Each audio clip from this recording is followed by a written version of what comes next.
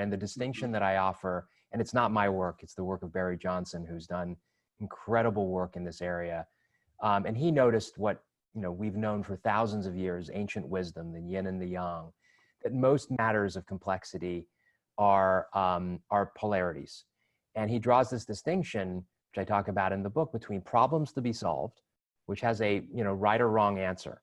Do I hire person A or hire person B? Well, I got to choose. I got to employ or deploy either or thinking, right, to that.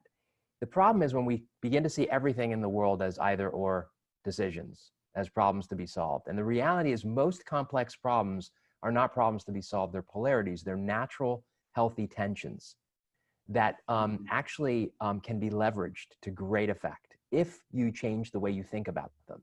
So, I often use the example of parenting. If anybody that's parented and has done somebody with a partner, you may have experienced this, where one parent is very permissive and the other parent really believes in strict rules and boundaries, right? And what ends up happening is you have conflict, right? And they're like, well, it's either we're going to be permissive or we're going to be controlling. And the reality is we're not talking about a problem to be solved because there's wisdom in both poles, right? There's wisdom in being controlling and setting appropriate boundaries. And there's wisdom in giving your children enough space to develop their own personalities and to learn and to, and to scrape their knee. What if we could think about that dilemma, that paradox, as something that's beautiful and natural and healthy, and we could integrate it? And the result of that integration now is an incredible conscious and mature parenting of our children, where we get the value of both without the downside of over-focusing on either. Because you over-focusing on being too controlling and you know what's going to happen.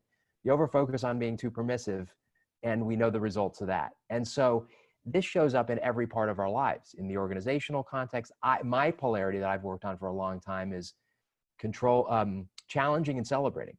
I tend to have a bias for the challenging pole. When I work with people, I want to hold them to high standards and high standards of excellence.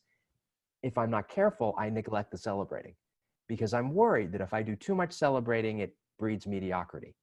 And it wasn't until I had this distinction, I said, wait a second, I can be challenging and hold people to high standards, and I can celebrate. And it sounds so obvious, but when we step back and we look at how we see the world and how we deal with life, we often fall into that trap. And so for me, it's been a game changer, and the work that I do with business leaders in particular has been really extraordinary.